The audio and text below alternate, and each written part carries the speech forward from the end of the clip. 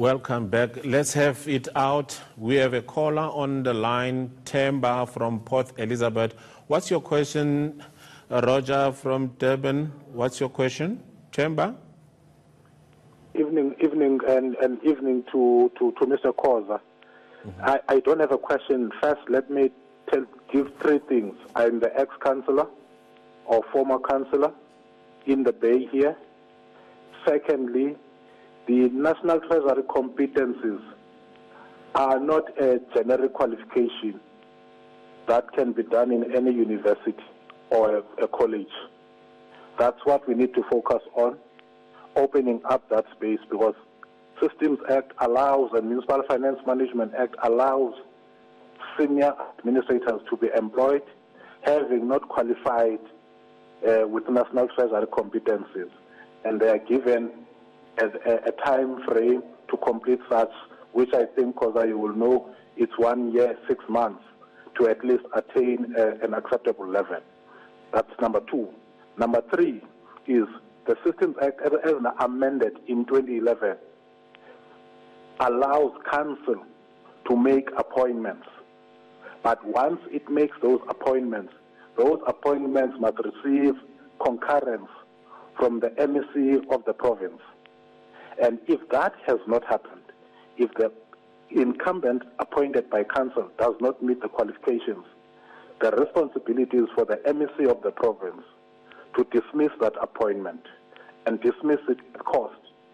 And if councillors are entering into an administrative space, appointing a suspect individual or suspicious individual in terms of qualifications, the councillors who have supported that appointment are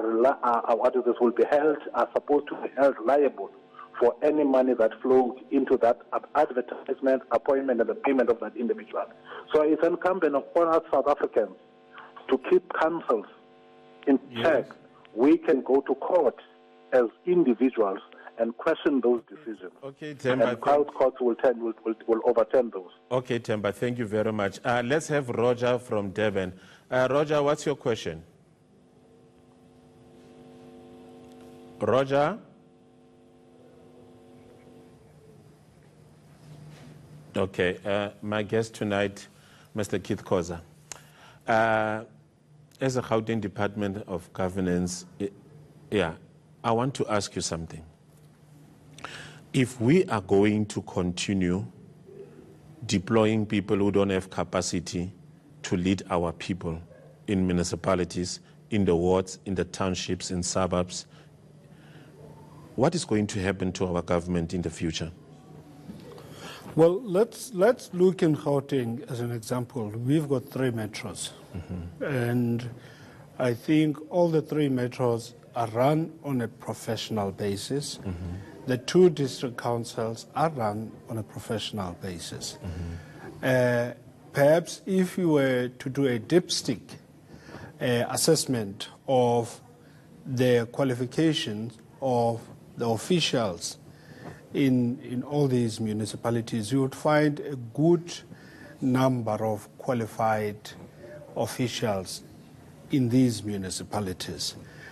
It does happen that often there might be a situation in one area or the other. We have had the recent one was in the Tshwane municipality, metro, where a person who do not qualify was appointed through a political process. And that was challenged successfully. The person had to leave the public service, which means that you also want a degree of involvement by people in the council to identify those areas where there are limitations in terms of compliance and also in terms of following a wrong process to fill those positions.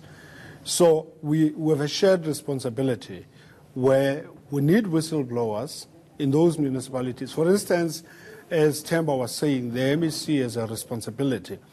But the MEC can only act once the matter has been brought to his attention.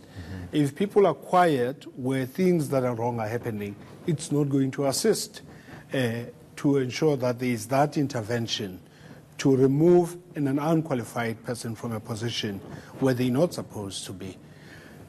By and large, municipalities do comply, precisely because of what Themba was saying, because there is oversight from the Department of Cooperative Governance. The National Government of Cooperative Governance also plays a role in ensuring that municipalities are fully functional. And where there are challenges, there has to be an intervention, a decisive intervention at that. Okay. That is for this edition. Let's have out and keep the conversation going on social media. You can use the hashtag LHI. I'm Fikile Billy. Thanks for watching and good night.